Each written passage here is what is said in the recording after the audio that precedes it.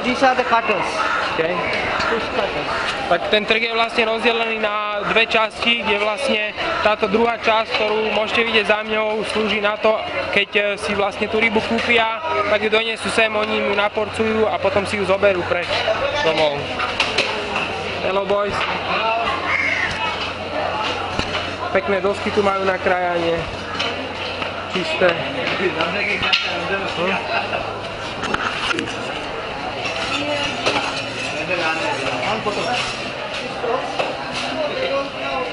Good night. Nice. Thank you. Ďalej je tu potom ešte tretia časť, ktorá slúži na sušenie rýb, kde vlastne tie ryby sušia tuto na pláži, ako môžete sami vidieť.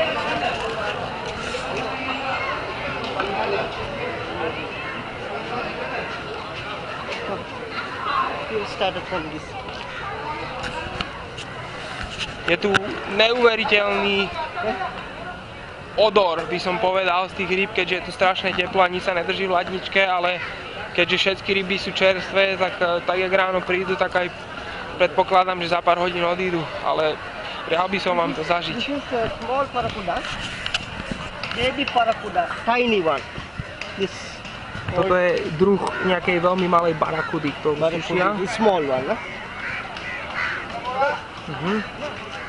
Má to veľkosť asi tak 10 koruny. A tu už máme usušené. Tu už sú vlastne usušené. This is all dry fish. They put on salt, everything, and after dried. Ryby nasolia vlastne, premiujú ich vo vode, potom ich opäť nasolia a potom ich sušia. Clear the fish from the net. Sorry? Okay. This is all mackerel fish. The mackerel. Druh nejakej makrely. Not Norwegian mackerel. A lot. Yeah, lot, yes. This is a season for that. Obrovské množstvo, keďže vraj majú teraz sezónu na makrely. And when is it going to the shops or No, they after selling it? normally 3 days they have to dry. After that they have to send it back to the big marketing places and they get the money. Takže po dobu 3 dní sa vlastne tie makrely sušia a potom sa to rozváža do obchodov, kde to predávajú. These women are all cutting those fishes. Okay. The cutters.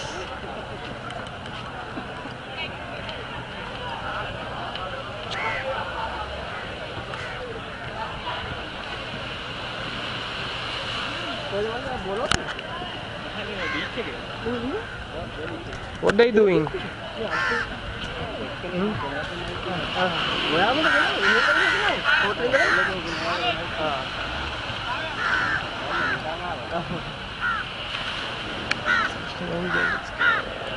These people, madam, sir, they cut everything finished after produce and they wash it nicely and they put step by step, they put salt and put it on those boxes there.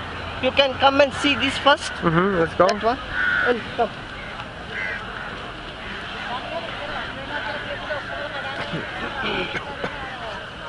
Hello.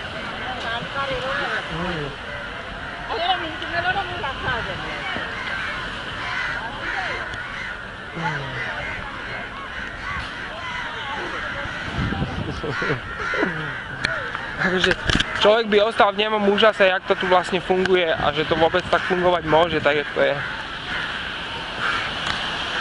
spôsob, akým vlastne tie ryby spracovávajú, za akých podmienok ich spracovávajú a tak. And what about this?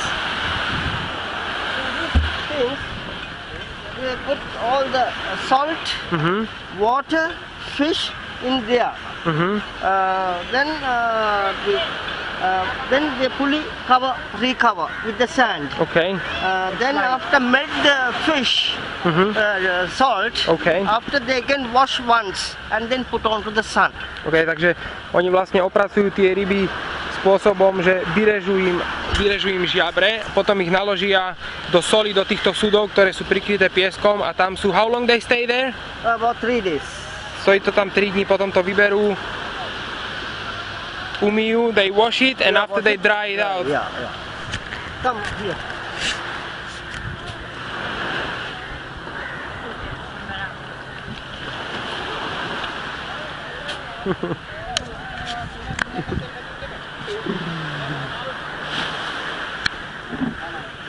Ayubowan.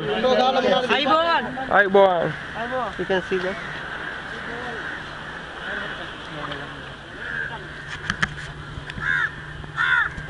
Tu sú vlastne naložené vo vode, ako keby potom sa to celé zasype solou. Yeah, with fish salt.